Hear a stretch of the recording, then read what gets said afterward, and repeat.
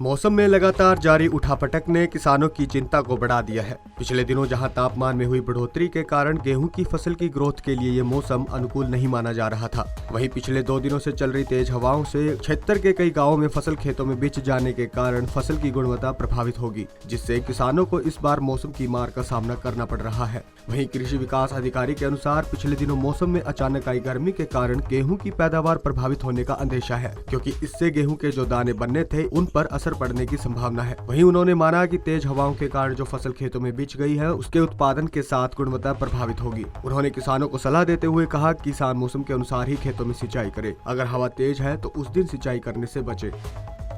Time पे देखो हमारी जो मेन पैदावार मेन फसल है वो हमारी गेहूं की है, जिम्मेदार किसान भाइयों की।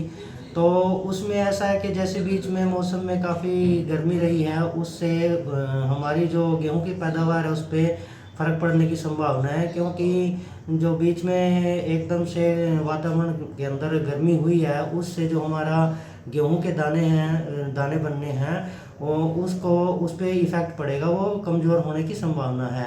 और जैसा कि अभी मौसम में देखा गया है कि कई दिनों से तेज़ हवाएं चल रही हैं, तो हमारे किसान भाइयों से ये भी अनुरोध है कि जिन किसान भाइयों ने फसल में अपनी गेहूं की फसल में पानी लगाना है तो उनसे यही अनुरोध है कि थोड़ा सा मौसम को देखते हुए जिस दिन हवाएं कम हो उस दिन ही पानी दें।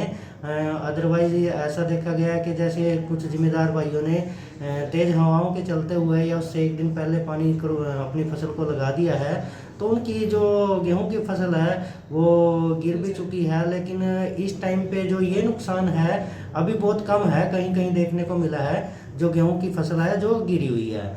लेकिन यही है कि जो फसल गेहूं की गिर जाती है उसमें यही होगा कि उसकी यील्ड पे तो फर्क पड़ेगा ही पड़ेगा, और दूसरी बात यह है कि उसकी गुणवत्ता पे भी बहुत ज़्यादा फर्क पड़ेगा जी।